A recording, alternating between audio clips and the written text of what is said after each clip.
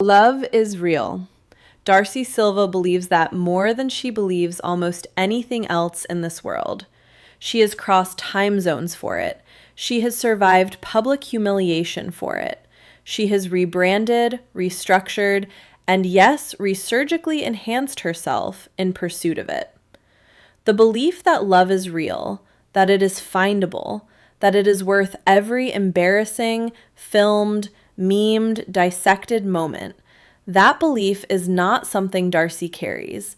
That belief is Darcey Silva. It is the operating system underneath everything she does, every caption she writes, every tear she sheds on camera, every flight she boards to a country where someone is waiting for her with arms open and intentions she has not yet had reason to question. So when a researcher, not a gossip account, not a troll on Reddit, not someone with an axe to grind and a burner profile, but a person who does the kind of slow, methodical, cross-referenced digital investigation that produces actual documented findings, posted a thread at 6 p.m. on an ordinary Thursday that has now been viewed 11 million times.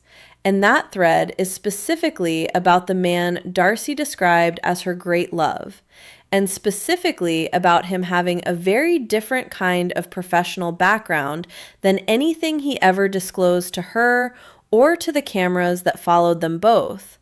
The word real starts doing something very uncomfortable inside every sentence you try to build around it. If you are new to this channel, welcome. If you have been here, you know we do not deal in rumors. We deal in patterns, documentation, and the kind of quiet, careful analysis that the loudest voices in this space tend to skip because it takes longer and it is harder to sensationalize. What we are about to walk through today is not a hit piece. It is not a celebration of someone's pain. It is an attempt to understand something that, if the documentation holds, and so far, has changed the way we read not just this relationship, but the entire architecture of what we thought we were watching. If this kind of deep dive content is what you come here for, and clearly it is because you are still watching, hit that like button right now. And if you are not subscribed yet, do it before this video is over, because what we are about to get into is exactly why this channel exists. Hit subscribe, turn on notifications, and let's go. Let's start with the trap, because there is a trap here, and it is constructed from the most specific, most documented, most publicly verifiable materials possible. The things Darcey said herself, on camera, in interviews, in the Instagram captions she wrote in the late hours when the feeling was apparently too large to keep private. She said this relationship was organic. She said it was unexpected. She said it found her when she wasn't looking, which is always the story that lands the hardest, because it carries the texture of accident rather than design. We trust the things that weren't supposed to happen.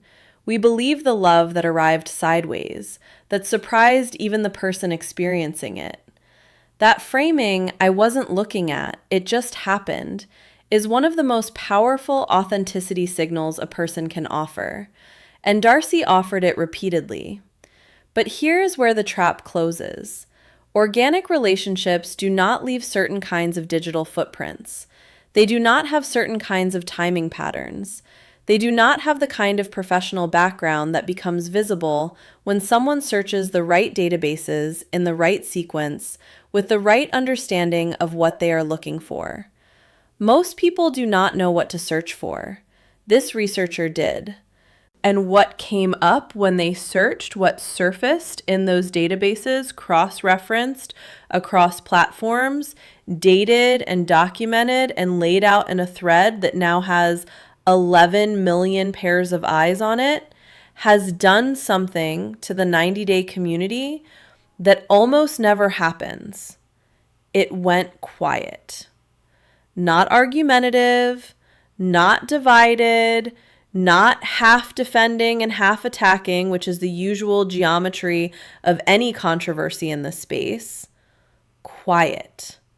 The kind of quiet that happens when something lands too close to something true for the usual noise to start.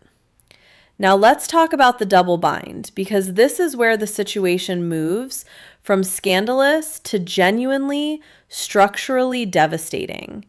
And the reason it's devastating is because of what sits at the center of it.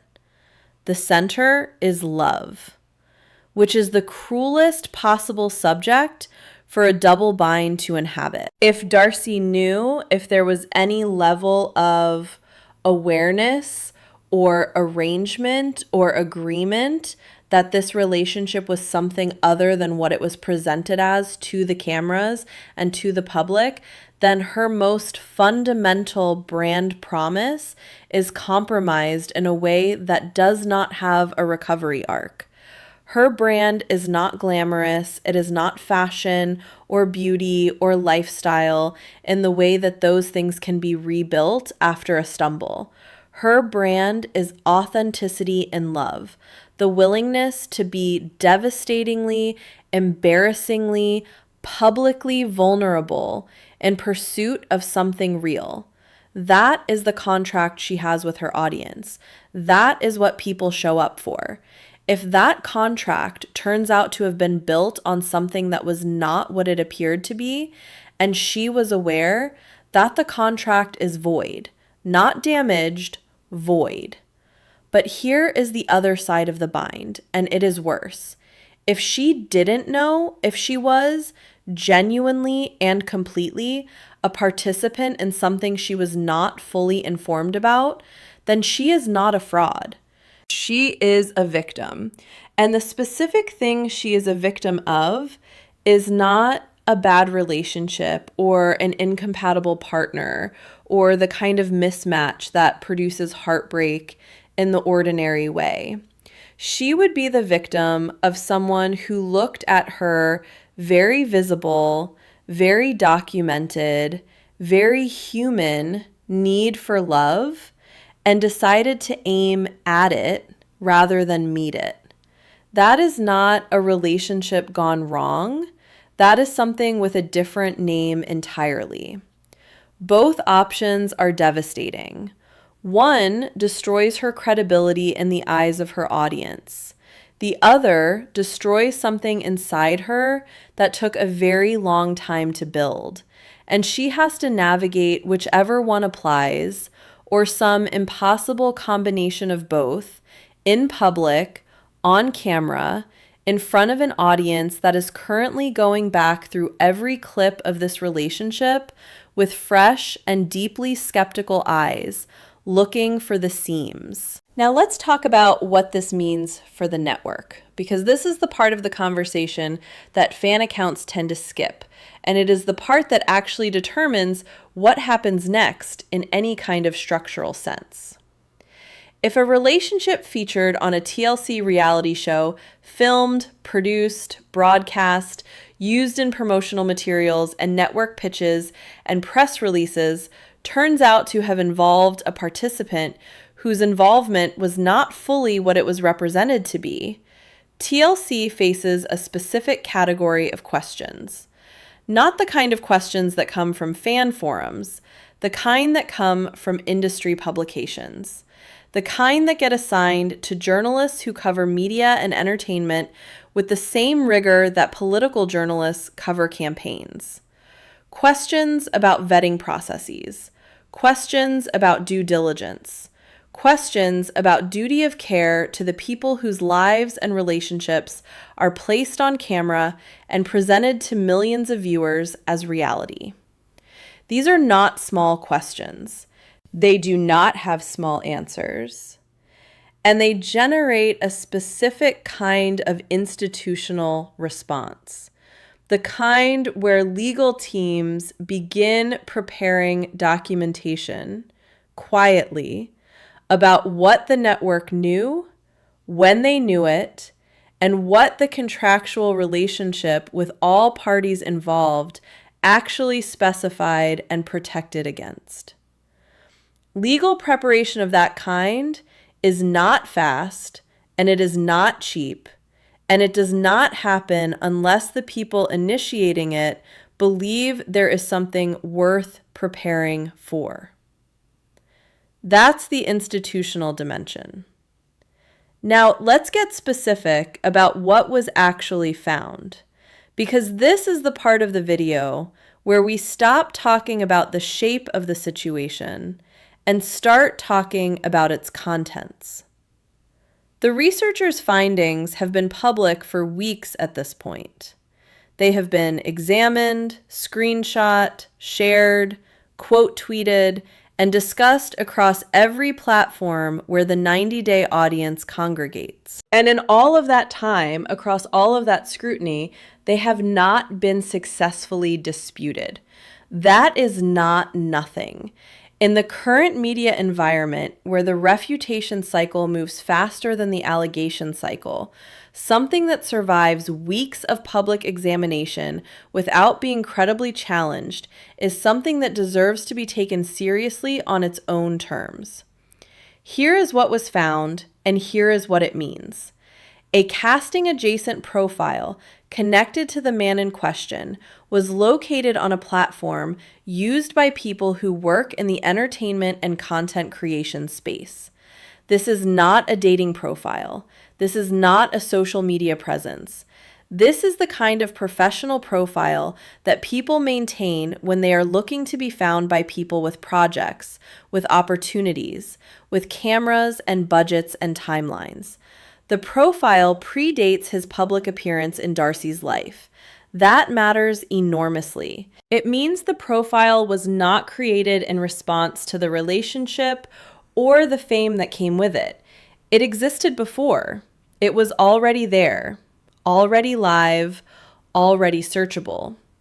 The profile lists skills that are specifically relevant to on-camera performance. And this is where the thread moved from interesting to something that 11 million people felt they needed to see.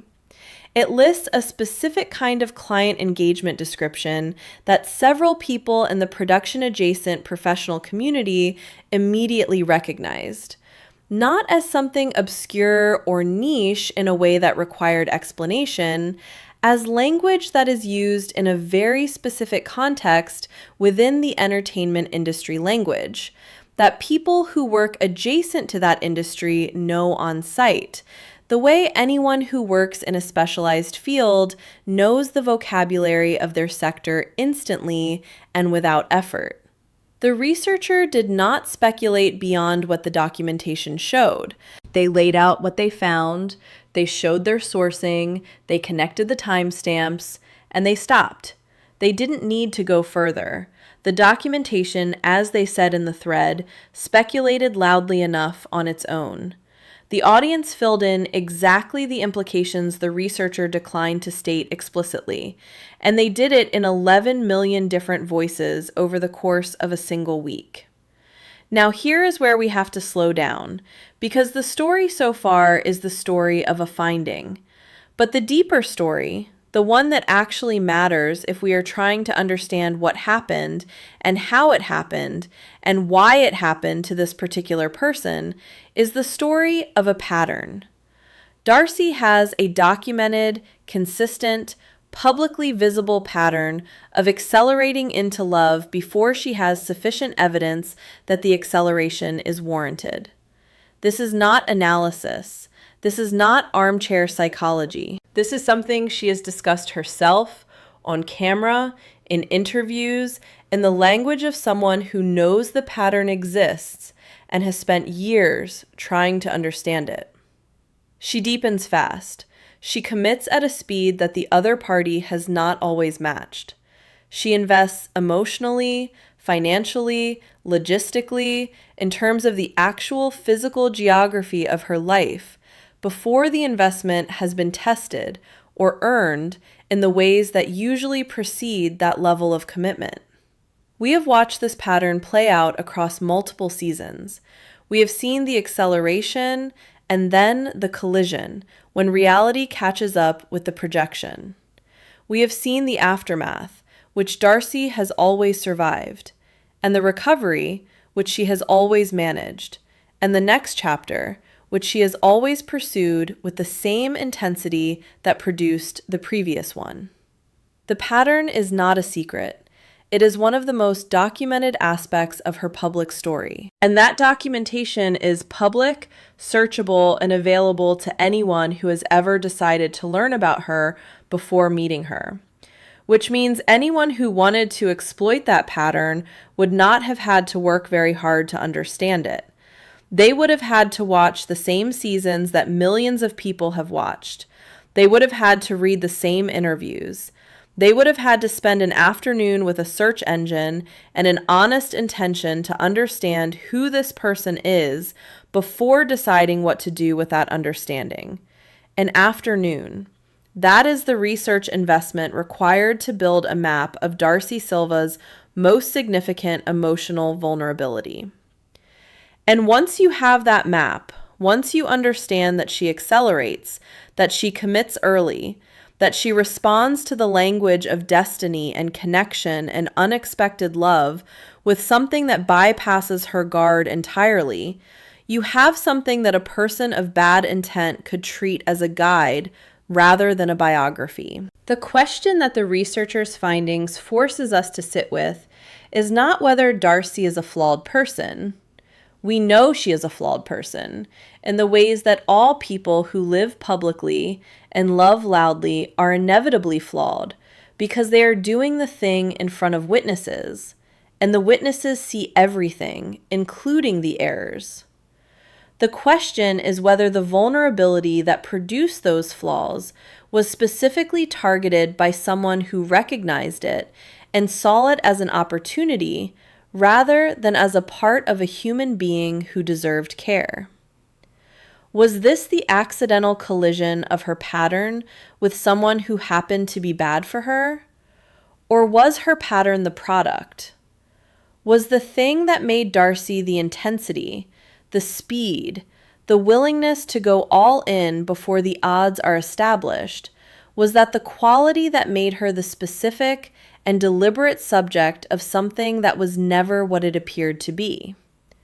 Because those are two very different situations. The first is tragedy in the ordinary register of love stories that go wrong.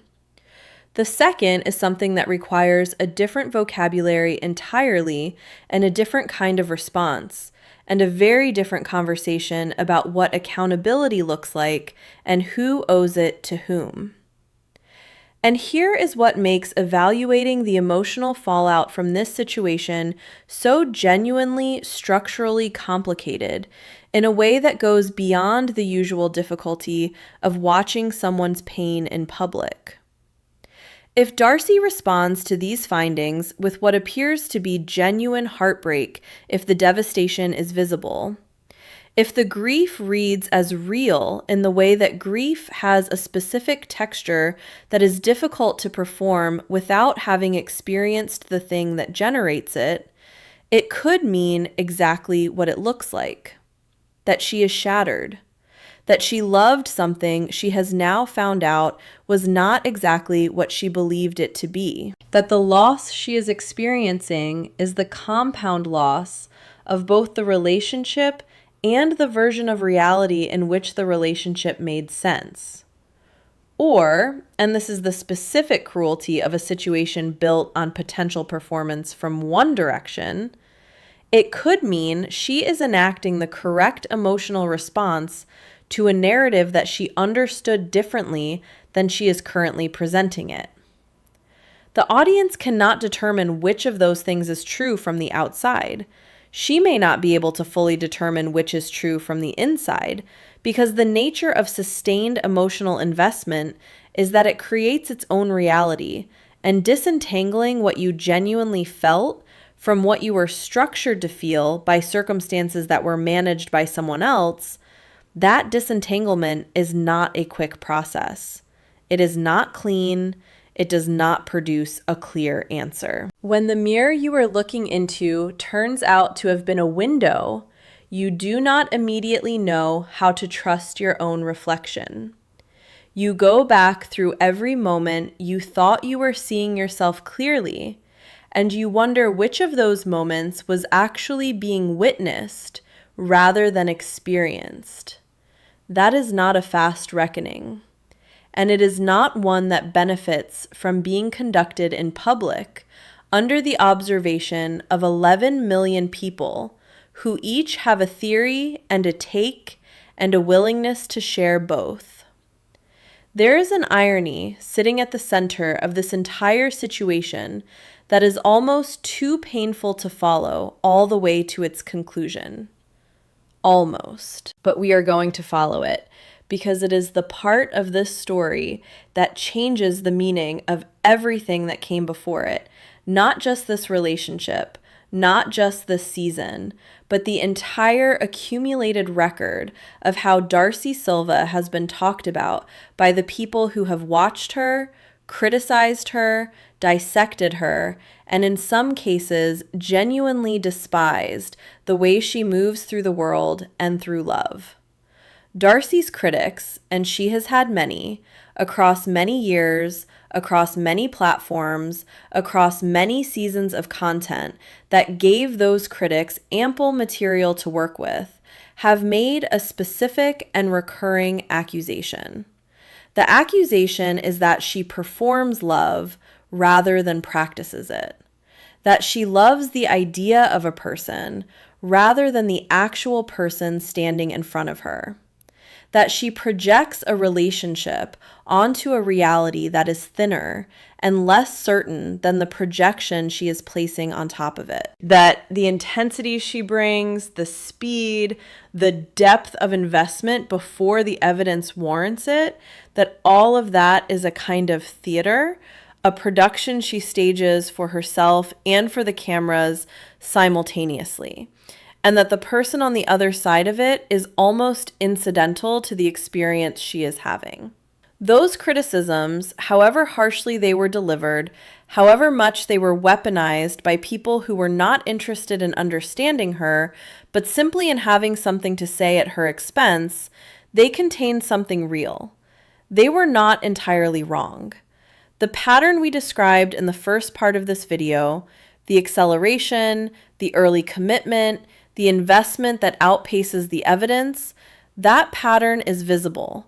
And the criticism that emerged from watching it, while often cruel in its delivery, was not invented from nothing. But here is the inversion. Here is the thing that the researcher's thread does to every single one of those criticisms when you hold them up against what was found.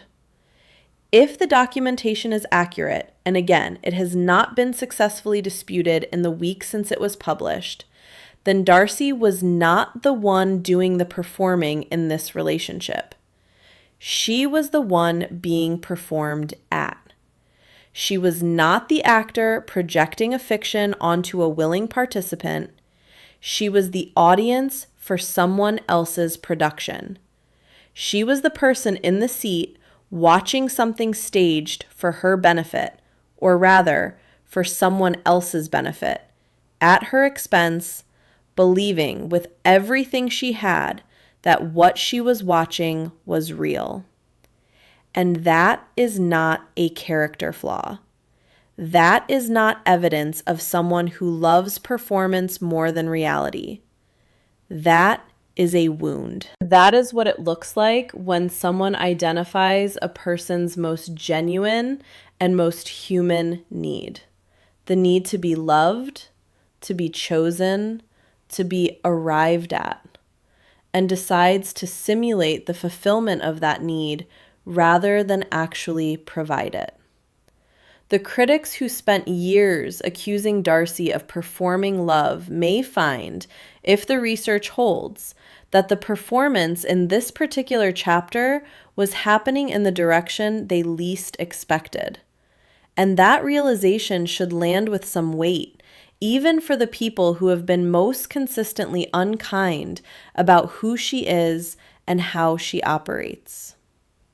Now let's talk about something that almost never gets discussed in these spaces, because the focus is always on the public dimension.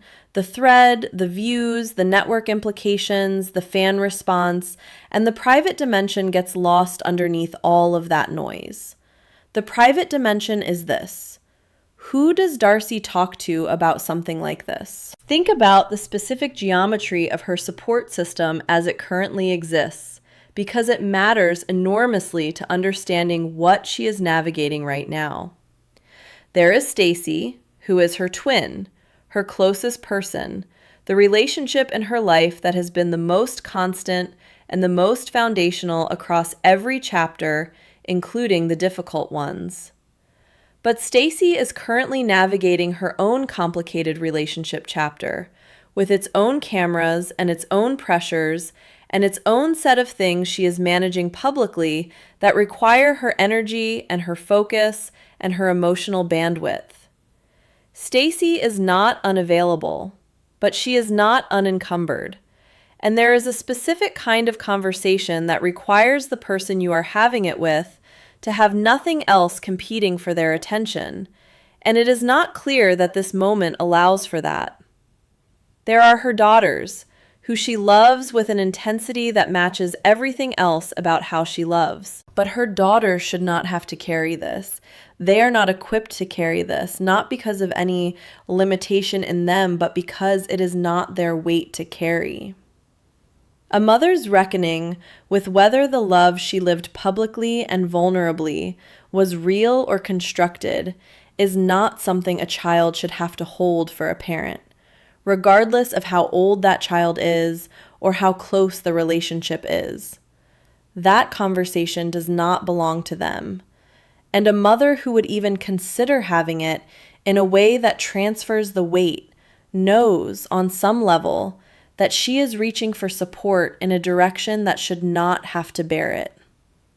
There is her audience, which is enormous, which is devoted, in the way that 90-day audiences attach to the people they have watched across years of real and painful content.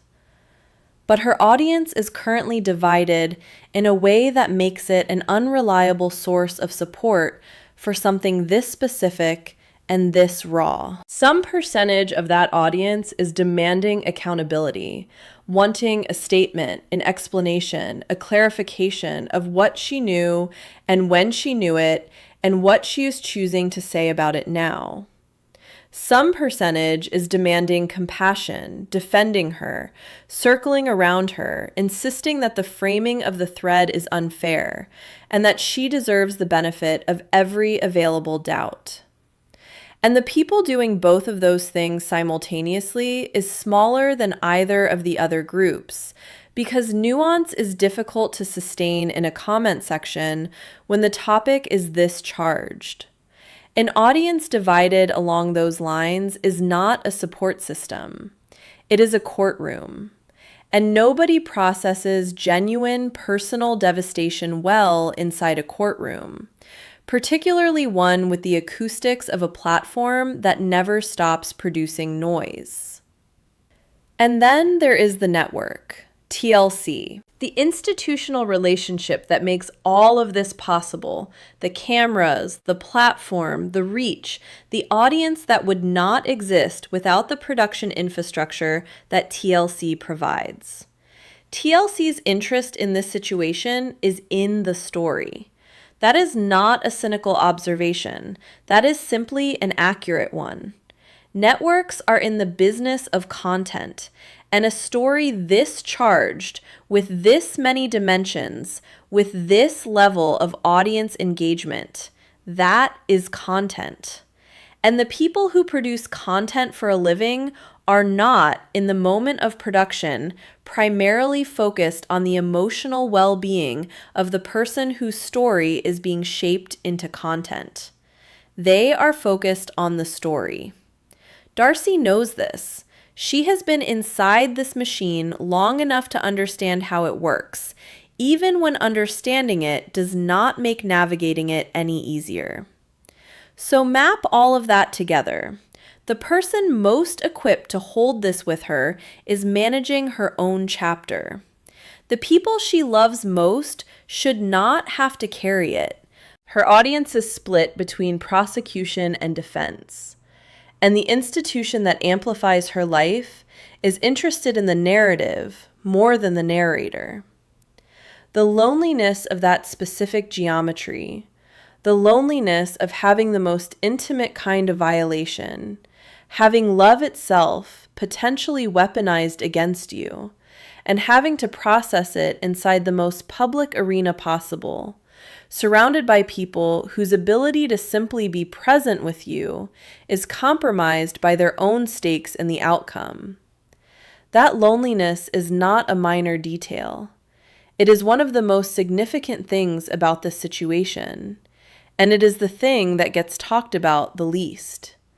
Because the conversation is always about what she did or didn't know, what the researcher found or didn't find, what TLC knew or didn't vet, what the 90-day audience believes or doesn't believe. The conversation is rarely about a human being who may have had love used against her, sitting inside a life that is structured in such a way that the normal channels for processing something like that are either blocked or compromised or carrying too much of their own weight to take on hers.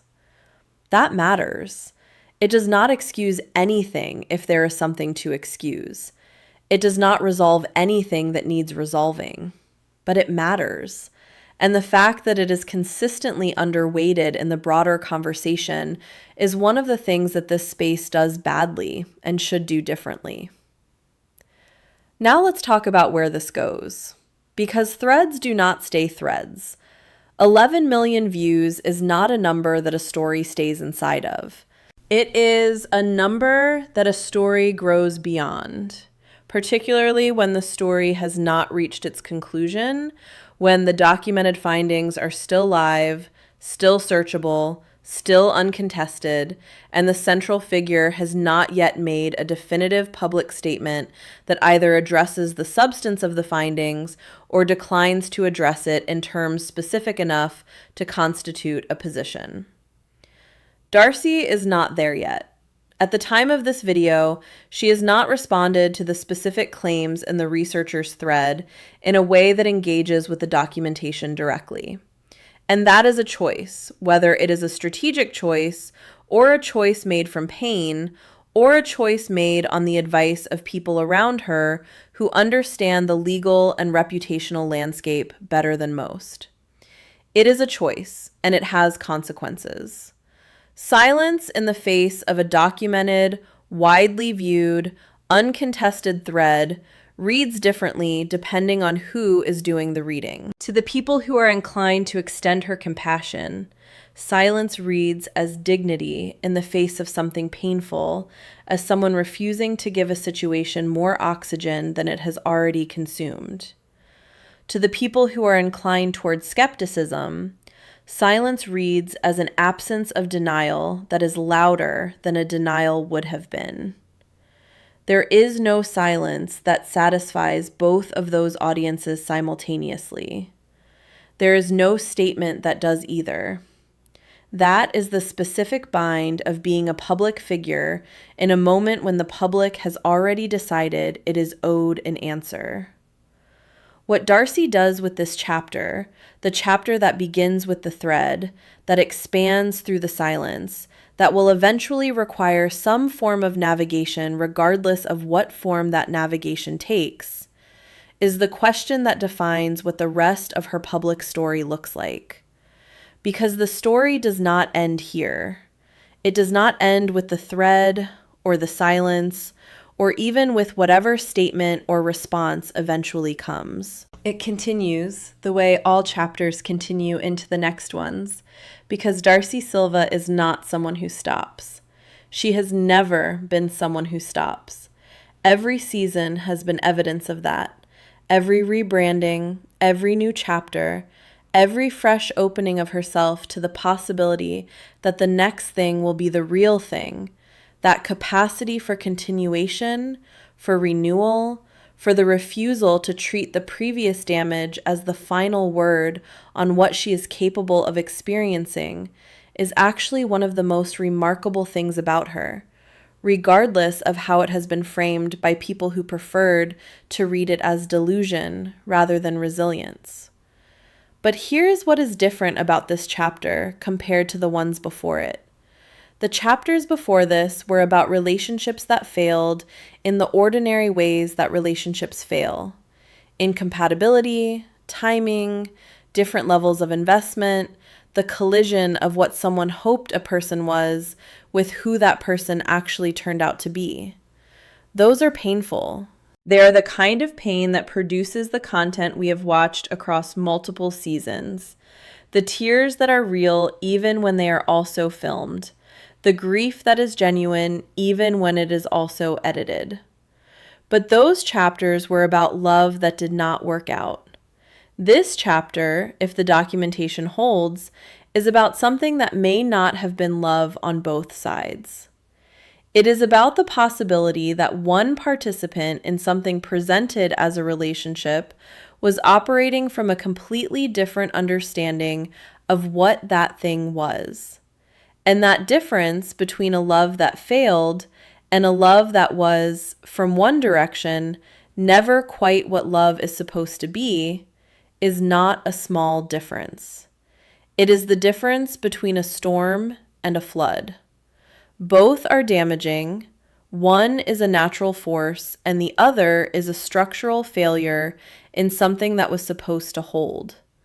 And navigating the aftermath of a structural failure requires different tools than navigating the aftermath of a storm. It requires looking at the structure itself, at the choices that were made, the vetting that did or didn't happen, the warning signs that were or weren't visible, the systems that did or didn't catch something that, in retrospect, should have been catchable. It requires accountability from more than one direction. And it requires honesty about the specific ways in which the structure that was supposed to support something real instead allowed something false to stand inside it until the weight became visible. That conversation, the honest, structural, accountability requiring conversation, has not happened yet in any public form. What has happened is a thread and a silence and 11 million people watching both. The conversation is coming. It will come because the thread is not going anywhere, because the documentation persists, because the questions it raises do not answer themselves, and because Darcey Silva is not a person who disappears. She will reappear in whatever form the next chapter takes, and the thread will be there in the comment sections and the search results and the questions from every interviewer who asks her about love, which is to say, every interviewer, because love is what her story is about and has always been about. What she does with that presence, with the permanent, searchable, 11 million viewed shadow of what the researcher found, is the chapter this entire series has been building toward, whether it intended to or not. Not because her suffering is content, but because how a person navigates the discovery that something they believed in completely was perhaps not what they believed it to be. That navigation, done in public, with honesty and without performance, is one of the most genuinely compelling human stories that exists.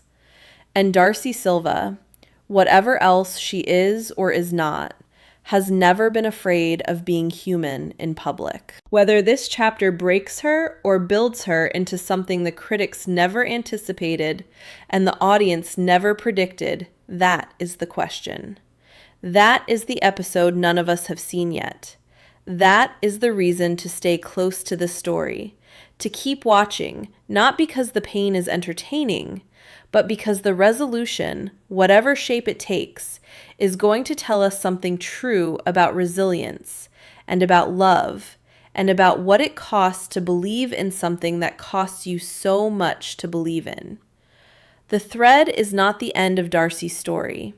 It may not even be the most important chapter of it, but it is the chapter we are in right now, and it is the chapter that changes what every chapter after it will have to reckon with. And we will be here for all of it, watching, analyzing, and telling you the things that the loudest voices in this space are either too rushed or too agenda-driven to take the time to say carefully. If you made it to the end of this video, you already know this channel is not like the others. We do not do volume, we do not speed, we do the work. And if that is what you want from a channel covering this world, then you know what to do. Like this video, leave a comment with what you think Darcey's next move should be, and subscribe so you are here when the next chapter breaks. Because in this story, the next chapter is never very far away. We will see you in it.